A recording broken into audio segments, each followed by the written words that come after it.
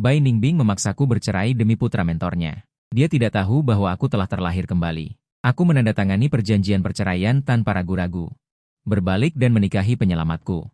Dia menangis memohon padaku untuk tidak meninggalkannya. Tahun kelima pernikahanku dengan Bai Ningbing. Anak laki-laki yang dia pelihara di hotel telah dikeluarkan.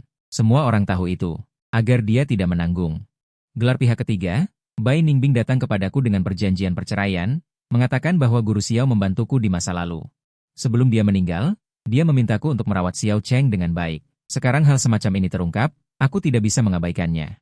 Selama bertahun-tahun, Xiao Cheng selalu menjadi pilihan pertama Bai Ningbing. Penampilanku saat sakit menegaskan bahwa aku berpura-pura sakit. Merasa bahwa aku mengeluh tanpa alasan, berpura-pura, merancang untuk menjebakku berselingkuh, dan langsung mengajukan gugatan cerai. Baru saat itulah aku mengerti bahwa aku tidak akan pernah bisa mengalahkan budi penyelamat, putus asa dan bunuh diri. Ketika aku membuka mata lagi, aku menandatangani perjanjian perceraian itu tanpa ragu-ragu. Fang Yuan, setelah masalah ini berlalu, bagaimana kalau kita menikah lagi? Villa taman, saat aku sedang duduk linglung di bangku batu. Bai Ningbing membawa Xiao Cheng ke hadapanku. Tepat 3 jam yang lalu, Xiao Cheng diekspos oleh paparazzi. Sebagai kekasih Bai Ningbing, seluruh jaringan menggali masa lalunya. Dia mengintervensi aku dan Bai Ningbing. Cinta manis adalah penyusup. Citra Bai Ningbing sebagai pencinta istri runtuh. Kerangka grup Bai mulai bergejolak. Di kehidupan sebelumnya, ketika Bai Ningbing datang kepadaku dengan perjanjian perceraian, dia bertanya dengan histeris tentang hubungannya dengan Xiao Cheng. Jelas hanya putra seorang guru. Jelas ada ribuan cara untuk menyelesaikannya, tetapi dia memilih untuk menjebakku hanya karena tidak ingin Xiao Cheng. Depresinya semakin parah. Tapi yang tidak diketahui Bai Ningbing adalah bahwa selama periode ketika pencarian populer difermentasi, aku juga didiagnosis dengan depresi sedang. Fang Yuan, Bai Ningbing memanggilku lagi. Menarikku kembali dari linglung. Aku menunduk dan mengarahkan pandanganku pada perjanjian perceraian di atas meja batu. Dia berlutut di kakiku, sepasang mata yang dalam menatapku. Telapak tangan yang panas membungkus tanganku, dengan nada memohon. Fang Yuan, lakukan saja demi aku, oke? Kita mengumumkan kepada publik bahwa pernikahan kita sudah lama tidak ada lagi, dan kita sudah berencana untuk bercerai setahun yang lalu, tetapi kita belum menemukan waktu yang tepat. Aku tidak mengatakan apa-apa untuk waktu yang lama. Xiao Cheng di belakangnya mengenakan kemeja putih, bibirnya pucat, dan matanya merah. Kakak Fang Yuan, tolong bantu aku, oke? Ayahku bunuh diri karena depresi akibat perundungan daring. Aku tidak ingin mengikuti jalan ayahku, kakak. Aku bersujud padamu, mohon bantu aku. Setelah kata-kata itu, saat dia hendak membungkuk untuk bersujud, Bai Ningbing dengan cepat bangkit dan menahannya. Dengan akrab melindunginya, ekspresinya sulit dibaca, membentak dengan suara rendah. Apa yang kamu lakukan? Xiao Cheng menelan ludah, dengan suara bergetar. Kemudian, dengan mata berkaca-kaca, aku hanya ingin membuat kakak merasa lebih baik. Alis Bai Ningbing langsung menunjukkan ketidaksabaran. Dia melupakanku. Kelembutan dalam kata-katanya benar-benar menghilang. Fang Yuan. Aku datang mencarimu bukan untuk berdiskusi. Aku sudah memutuskan hal ini. Jika kamu tidak bersedia, maka jangan salahkan aku. Aku dengan tenang mengangkat mata menatapnya. Kata-kata selanjutnya terhenti. Tapi aku tahu apa yang ingin dia katakan. Dia ingin mengatakan, Fang Yuan, kamu tahu cara yang aku miliki. Aku punya jutaan cara untuk membuatmu menandatangani dengan patuh. Apakah kamu harus sampai ke pengadilan perceraian? Kamu juga tidak mungkin bisa memenangkan pengacara keluarga Bai. Ini adalah kata-kata aslinya di kehidupan sebelumnya. Kemudian aku dijebak dan dikirim ke tempat tidur beberapa model wanita. Bukti perselingkuhan tak terbantahkan. Dalam semalam, aku menjadi pria hidung belang yang berselingkuh. Menderita cercaan publik. Sementara dia dan Xiao Cheng menjadi korban yang tidak bersalah. Aku bisa menandatangani, tetapi kamu harus menjanjikan satu hal padaku. 2 detik, kataku. Bai Ningbing mengangkat mata menatapku, lalu mengangguk setuju. Dia menyerahkan pena kepadaku. Setelah aku menerimanya, tanpa ekspresi apapun, aku menandatangani namaku di surat perjanjian perceraian. Apakah kamu tidak ingin melihat perjanjiannya lagi? Bai Ningbing tidak bertanya padaku. Aku tersenyum. Tidak perlu. Dia hampir menyerahkan semua asetnya. Sedikit terkejut. Matanya yang linglung menunjukkan sedikit kebingungan. Tetapi pada akhirnya, dia tidak mengatakan apa-apa. Ketika mereka pergi, Xiao Cheng menoleh ke belakang dan menatapku dengan sinis. Bibirnya bergerak tanpa suara, kamu kalah. Aku memang kalah sepanjang hidupku. Jadi sekarang aku tidak ingin kalah lagi.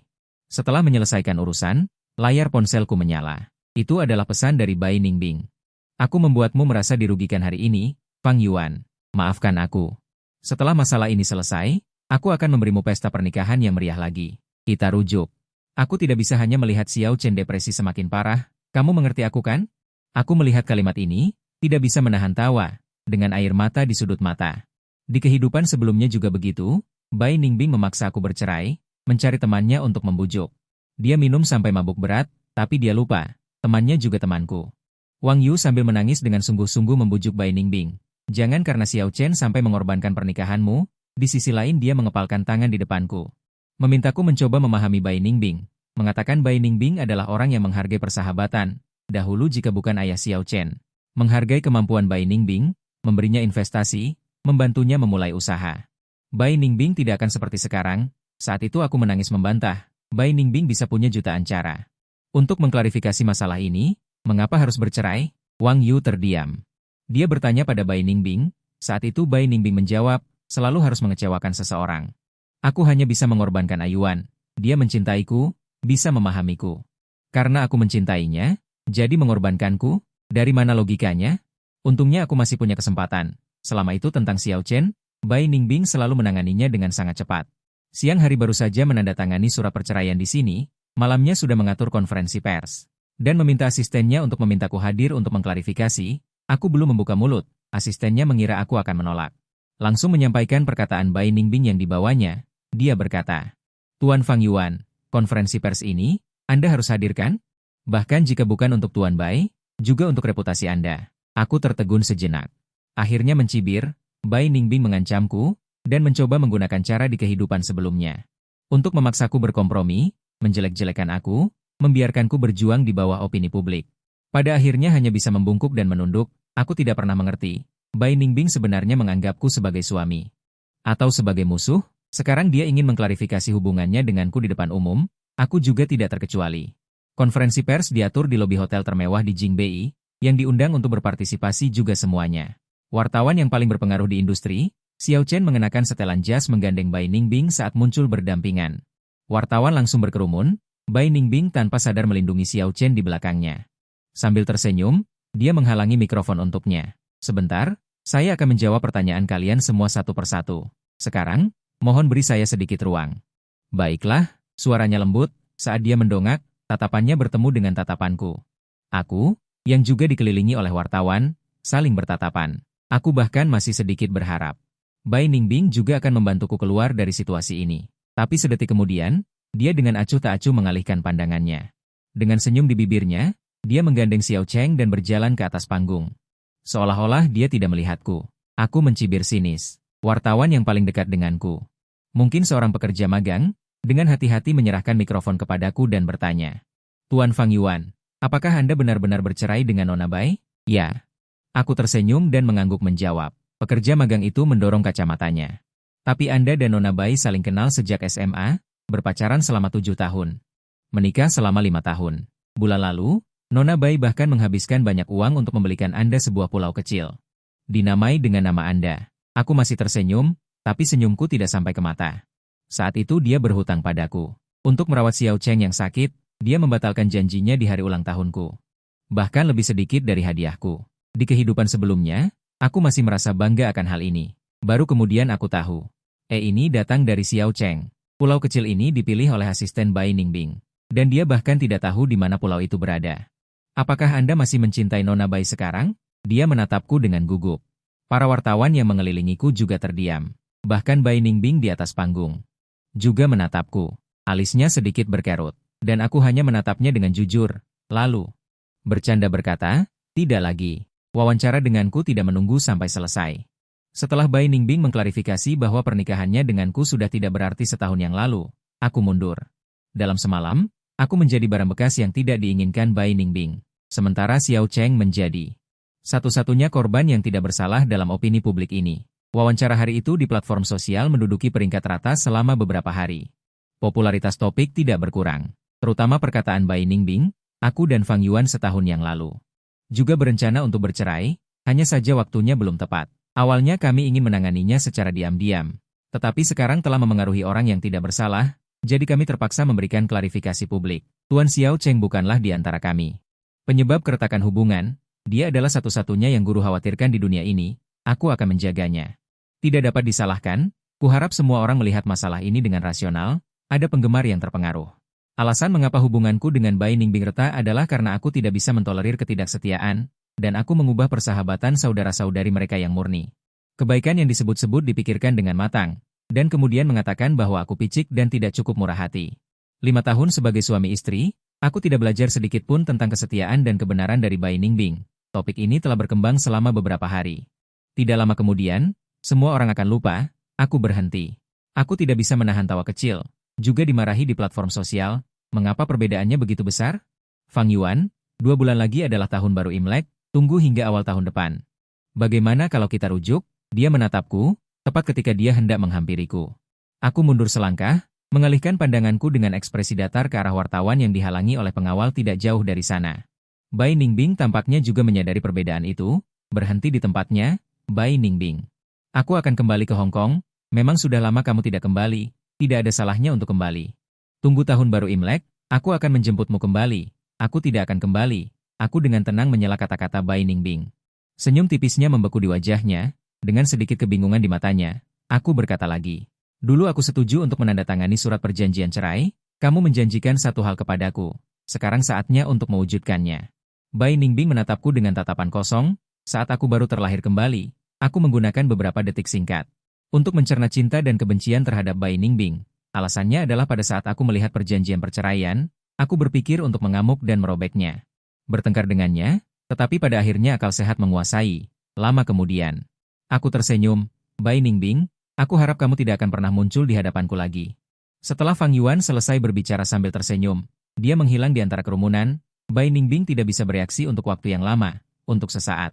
Dia merasakan kepanikan yang tak dapat dijelaskan, seolah-olah dia akan segera kehilangan hal terpenting. Seperti hari itu ketika Fang Yuan dengan tenang menandatangani surat perjanjian cerai. Keresahan tersembunyi di hatinya, dia tidak berdebat atau membuat keributan, seolah-olah dia sudah menduga semua akhir. Tetapi dengan jelas beberapa waktu lalu, Fang Yuan masih membuat keributan karena dia melupakan ulang tahunnya. Dia bahkan menampar Fang Yuan.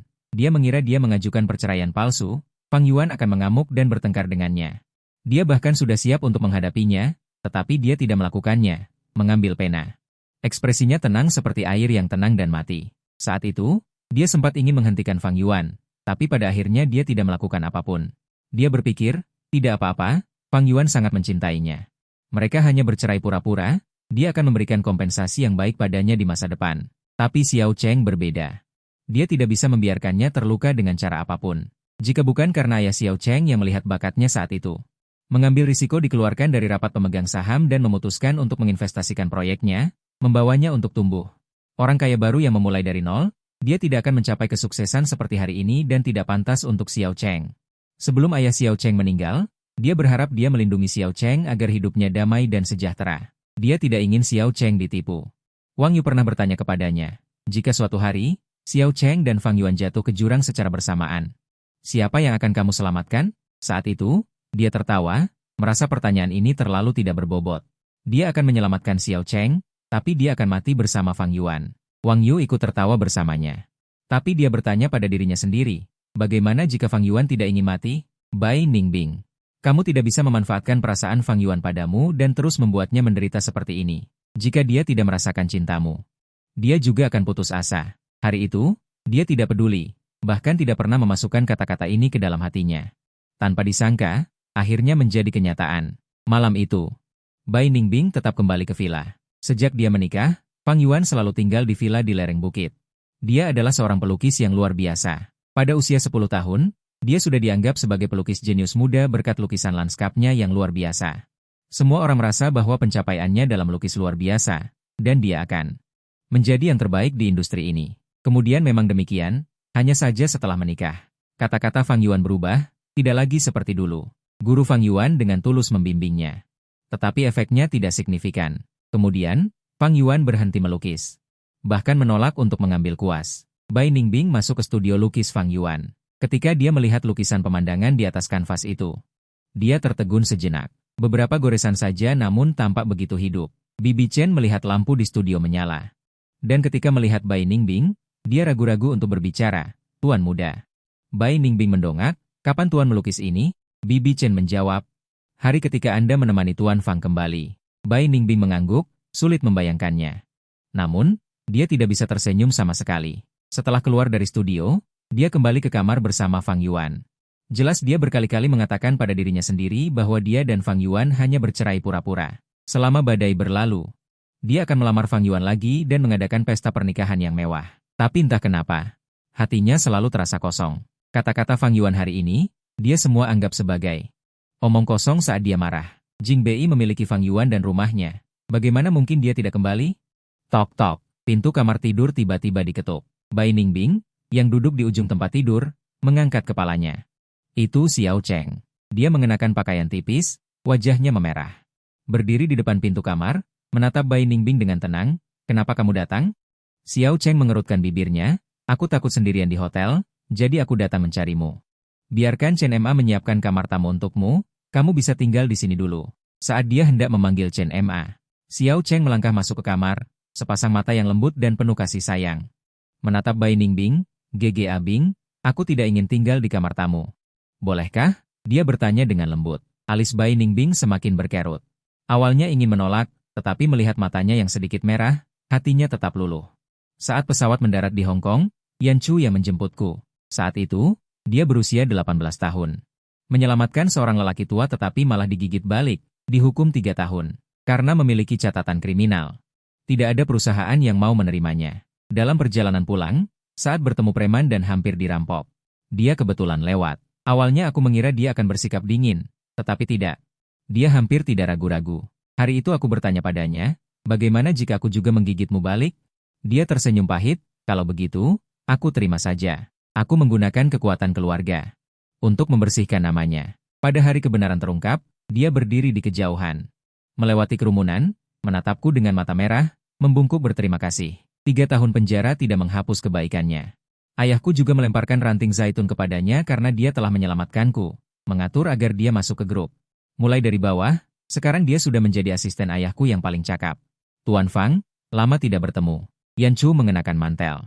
Dia mengambil koperku dengan mudah, aku mengangguk, hatiku terasa pahit. 5 tahun lalu aku pergi membereskan masalah Bai Ningbing, menemaninya ke utara, saat aku mengalami masalah di kehidupan sebelumnya. Dia diatur oleh ayahku untuk mengikuti pelatihan tertutup di suatu negara, sampai aku meninggal aku tidak pernah bertemu Yan Chu lagi. Tuan, setelah kembali kali ini, apakah Anda akan pergi lagi? Dia bertanya padaku, aku berkata, tidak akan pergi lagi. Yan Chu tersenyum, Nona Chu tahu Tuan kembali, dia sangat senang. Modi, aku terdiam sejenak, tangan yang kusimpan di saku tanpa sadar mengepal. Hatiku terasa pahit, itu karena perceraianku dengan Bai Ningbing yang diketahui semua orang. Ayahku takut aku menderita. Dia terbang dari Hong Kong ke Jing Bei dalam semalam, dengan sabar menasihatiku. Bai Ningbing selalu melakukan sesuatu dengan tidak jelas. Saat itu dia lebih memilih bekerja sama dengan lelaki tua dari keluarga Xiao, daripada menerima bantuanmu. Jika dikatakan dengan baik, dia tidak ingin bergantung padamu. Jika dikatakan dengan kasar, apakah dia tidak bergantung pada kepala keluarga Xiao? Xiao Yuan, bercerai saja, Bai Ningbing tidak cocok untukmu. Dia ingin membawaku kembali ke Hong Kong, tetapi aku tidak mau. Aku menangis dan merengek ingin tetap tinggal. Aku berkata dengan air mata, aku mencintai Bai Ningbing. Aku tidak ingin bercerai. Mengapa aku harus berkorban untuk memenuhi kebaikannya? Bahkan jika dia memaksa aku sampai mati, aku tidak akan pernah bercerai. Aku tidak pergi. Pada akhirnya ayahku sangat marah hingga serangan jantung dan dirawat di ICU. Beberapa kali hampir meninggal tetapi tidak diberitahukan. Dalam semalam, rambut ibuku memutih, kemudian ayahku bangun. Dia tidak mengatakan apa-apa, tetapi aku tahu, dia sangat kecewa padaku. Saat ibuku akan meninggal, dia masih menasihatiku. Selama bertahun-tahun ayahmu tidak pernah ikut campur dalam keputusanmu, tetapi Bai Ningbing bukanlah orang yang baik. Saat itu aku tidak bisa mendengarkan apapun, dengan keras kepala ingin menabrak tembok, dan akhirnya kehilangan nyawa baru aku mengerti. Aku tidak terlalu penting bagi Bai Ningbing. Bagaimana kabar mereka semua? Aku bertanya pada Yan Chu. Yan Chu mengangguk, perkembangan grup sangat baik. Kondisi kesehatan Tuan dan Nyonya Chu juga sangat baik. Aku tersenyum, menatap mimpinya yang dingin. Terima kasih, Yan Chu, terima kasih telah membawaku ke sekolah. Yan Chu menggelengkan kepalanya. Dia berkata, ini adalah kewajibannya. Dulu jika bukan karena aku dan ayahku membantunya, dia mungkin sudah lama mati di suatu tempat terpencil. Topik hangat di platform media sosial terus bermunculan. Dari Xiao Cheng menjadi selingkuhan Bai Ningbing, sekarang berkembang menjadi aku mengatakan bahwa aku bukan orang yang tidak berperasaan. Kemarin paparazzi memotretku dan Yan Chu di bandara, dan sekarang mereka mengatakan bahwa aku sudah lama berselingkuh. Itu sebabnya hubunganku dengan Bai Ningbing retak. Aku tidak bisa menahan tawa. Tampilan ponsel adalah foto Xiao Cheng menggunakan akun kecil untuk mengirimiku foto dirinya menginap di villa di lereng gunung. Tadi malam Bai Ningbing berinisiatif memintaku untuk menginap. Menurutmu apa yang akan dilakukan Bai Ningbing malam ini? Bai Ningbing adalah orang yang sangat bertanggung jawab. Sekarang dia kehilangan segalanya. Fang Yuan, istrimu sudah menjadi milikku. Dia mencoba memprovokasiku. Tapi hatiku sudah lama tidak merasakan apapun. Yan Chu benar-benar memberiku secangkir teh, dengan cemas melihat sekilas tampilan ponselku tanpa berkata apapun. Chen Sheng berkata, Tuan, ketidakadilan yang Anda derita. Aku akan membalas semuanya untukmu. Aku tidak menjawabnya, malah bertanya. Aku dengar ayah memperkenalkanmu pada banyak orang kaya, berniat menjodohkanmu. Mengapa kamu menolak? Yan Chu tampaknya tidak menyangka aku akan menanyakan hal ini. Dia berhenti sejenak, jarinya membelai bibir cangkir teh. Setelah hening selama 2 detik, aku bertanya lagi. Karena aku sibuk? Dia tiba-tiba mendongak, tetapi ketika matanya bertemu dengan mataku, dia menghindar karena merasa bersalah. 5 tahun. Karena itu, aku dan Yan Chu tidak pernah bertemu. Tetapi setiap kali hari ulang tahunku tiba, pasti ada hadiah yang dia kirimkan. Menghambur-hamburkan uang, aku marah padanya untuk pertama kalinya. Aku berkata, Yan Chu, kamu menyelamatkanku sekali, aku membantumu sekali. Impas, katanya, ayah yang memasukkanmu ke dalam grup, kamu bisa sampai hari ini. Itu karena dirimu sendiri, kamu tidak berutang apapun padaku, aku bukan penagih utangmu. Kamu melakukan ini hanya akan merusak pernikahanku, membuat Bai Ningbing salah paham tentang hubunganku denganmu. Setelah kejadian itu, Yan Chu tidak lagi mentransfer uang kepadaku, mengirim hadiah pun hanya sekadar formalitas. Yan Chu, aku sudah bilang kamu tidak berutang apapun padaku. Baru saja aku selesai berbicara, Yan Chu mengerutkan bibirnya dan berkata, bukan, apa? Dia menatapku. Sedikit tersenyum, dengan ekspresi samar, semacam ekspresi yang mengandung cinta. Aku menyukai Tuan. Aku tahu bahwa diriku dan Tuan, bagaikan bumi dan langit. Aku tidak pernah berharap Tuan akan menoleh padaku, tapi hatiku milik Tuan. Tidak ingin membohongi diri sendiri, juga tidak ingin menunda orang lain, Yan Chu mengakhiri ucapannya. Aku mengangkat mata dan menatapnya dengan tenang. Dia seusiaku, tapi jauh lebih dewasa dariku. Pertama kali aku melihatnya, dia pemalu dan tidak cocok. Sekarang dia telah menjadi tulang punggung grup, menjadi orang yang paling dihargai ayahku. Semalam, kembali ke rumah tua. Ayah berbicara denganku lama sekali, membahas masa depan grup, masa depanku. Terakhir, dia menanyaiku 2 pertanyaan. Pertama, apakah kamu masih menyukai Bai Ningbing? Aku menggelengkan kepala memberikan jawaban negatif, tapi pertanyaan kedua, aku terdiam. Dia bertanya padaku, apakah kamu bersedia menikahi Yan Chu? Ayahku juga berencana untuk pensiun. Yan Chu telah mengikuti ayahku selama bertahun-tahun, tapi bagaimanapun juga dia bukan orang luar. Awalnya aku agak bingung. Sekarang aku punya jawabannya. Yan Chu, apakah kamu bersedia menikah denganku? 2 hari kemudian di Jingbei, Bai Ningbing duduk di Huasi, menunduk menatap Fang Yuan pada hari itu. Menerima wawancara dengan Tuan Mode itu, Tuan Mode dengan penasaran bertanya padanya, lalu apakah kamu masih mencintai Nona Bai? Fang Yuan tersenyum mengenang, tidak cinta lagi. 3 kata sederhana, memastikan bahwa dia merasa tertekan tanpa alasan. Adegan ini telah dia putar berulang kali, dan mencoba mencari sesuatu dari mata Fang Yuan. Pada akhirnya tidak berhasil, dia dengan kesal mengeluarkan kotak obrolan dengan Fang Yuan, tetapi setelah dibuka baru menyadari. Pesan terakhir berhenti pada dia mengingatkannya, jam 9 di Biro Urusan Sipil mengambil surat cerai, dia membalasnya dengan sebuah oke, yang menusuk itu, lalu tidak ada apa-apa lagi. Dulu Fang Yuan suka menempel padanya, tidak peduli masalah besar atau kecil, dia akan berbagi dengannya kapan saja. Setelah dia melihatnya, dia juga akan merespons tepat waktu. Dia membolak-balik catatan, belakangan ini seringkali. Fang Yuan berbicara sendiri, kadang-kadang dia hanya meluangkan waktu untuk membalas, baik.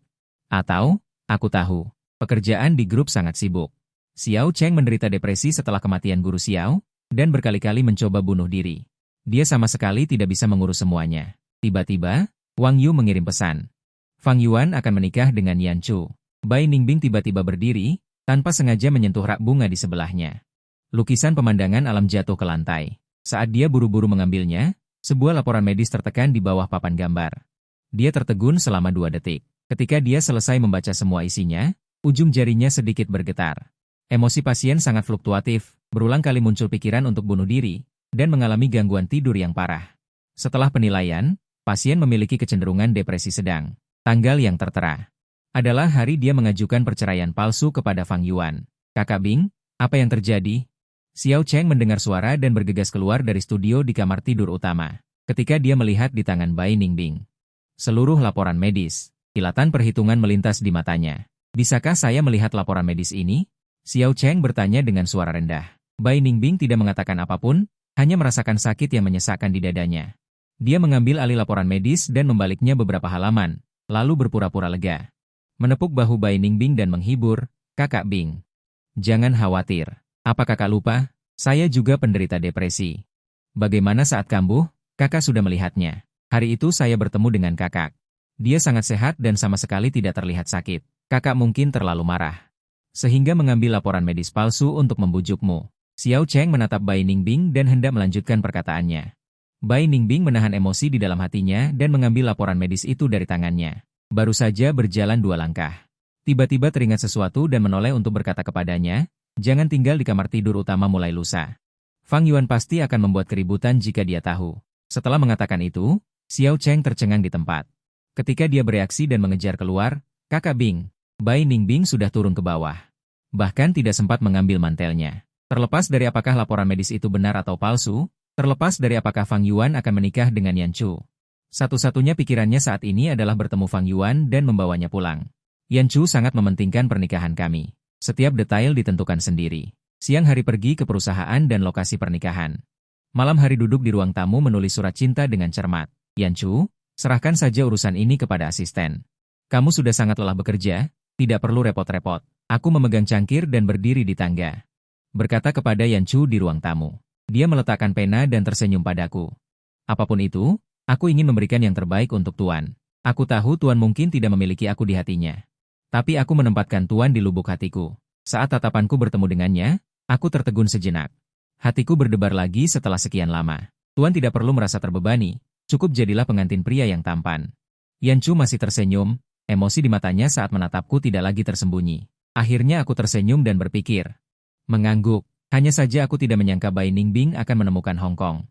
Aku dan Yan Chu baru saja keluar dari ruang ganti gaun pengantin, dan aku melihat Bai Ningbing berdiri di bawah pohon kamper di seberang sana, mengenakan kemeja putih sederhana.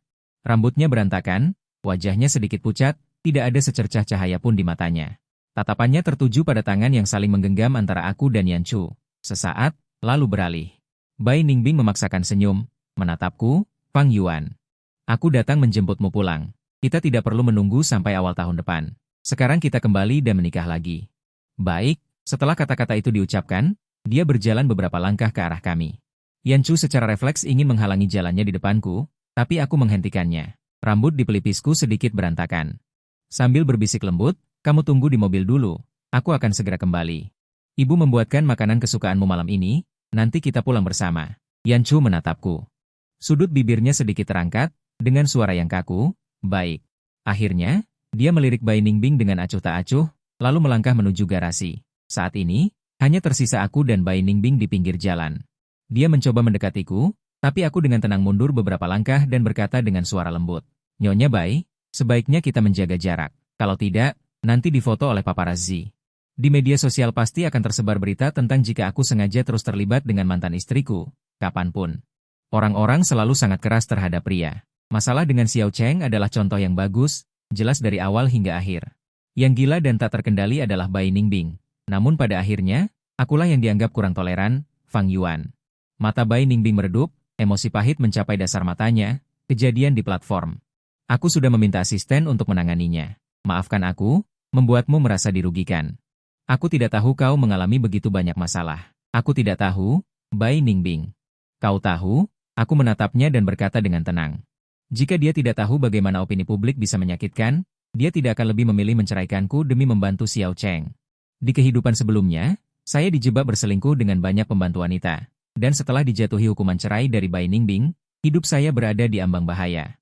Karir saya merosot tajam, semua orang menertawakan saya, bahkan berlari ke hadapan saya dan bertanya, "Fang Yuan, sudah dipermalukan seperti ini oleh musuh cintamu. Bagaimana kamu masih punya muka untuk hidup? Jika aku jadi kamu, aku akan melompat dari lantai 18. Gendut atau kurus, Bai Ningbing sama sekali tidak mempedulikan mereka. Jika tidak, bagaimana mungkin dia bisa membunuh orang? Setelah itu, saya menderita insomnia setiap malam, duduk di dekat jendela dari lantai ke langit-langit dan melihat lampu-lampu ribuan rumah. Lukisan itu kubakar, barang-barang pemberian Bai Ningbing, seolah-olah dengan begitu aku bisa mencabut Bai Ningbing dari hatiku. Aku melampiaskan semua ketidakadilan, membenci mengapa dulu hatiku dipenuhi dengan dirinya, namun malah mengirimku ke jalan buntu. Pada akhirnya, kakakku bunuh diri karena putus asa. Sampai sekarang, aku masih ingat bagaimana darah mengalir keluar dari tubuhku sedikit demi sedikit. Bai Ningbing membuka mulutnya ingin menjelaskan, tetapi kata-kata itu sampai di mulutnya, namun tidak bisa diucapkan. Pada akhirnya, dia hanya bisa menundukkan kepalanya tanpa daya. Ayuan, aku akan memberikan kompensasi padamu. Aku tidak bisa menahan tawa, aku sudah terlalu sering mendengar kalimat ini. Setelah ayah Xiao Cheng meninggal, Bai Ningbing pergi pada malam pesta pertunangan, dia berkata, Fang Yuan. Xiao Cheng mengalami sesuatu, aku harus pergi melihatnya. Pada hari pernikahan, Xiao Cheng mencoba bunuh diri lagi. Setelah dia mengirimku kembali ke kamar pengantin, dia tidak kembali sepanjang malam. Saat itulah aku ragu apakah aku harus melanjutkan hubungan ini. Tetapi melihat penampilan Bai Ningbing yang kelelahan, aku tetap menahannya. Aku mencintai Bai Ningbing, jadi aku bersedia menemaninya melewati semua kesulitan. Setiap kali dia ingkar janji, pada akhirnya akan berubah menjadi kalimat, Fang Yuan.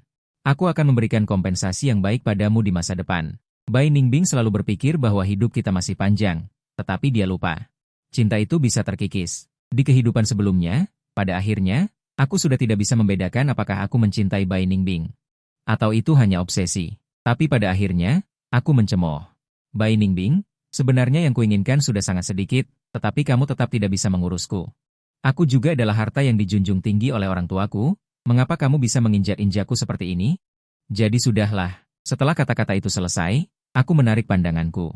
Ketika aku hendak berbalik untuk pergi, Bai Ningbing dengan panik meraih lenganku, tubuhnya yang kehilangan akal tampak terhuyung dan jatuh.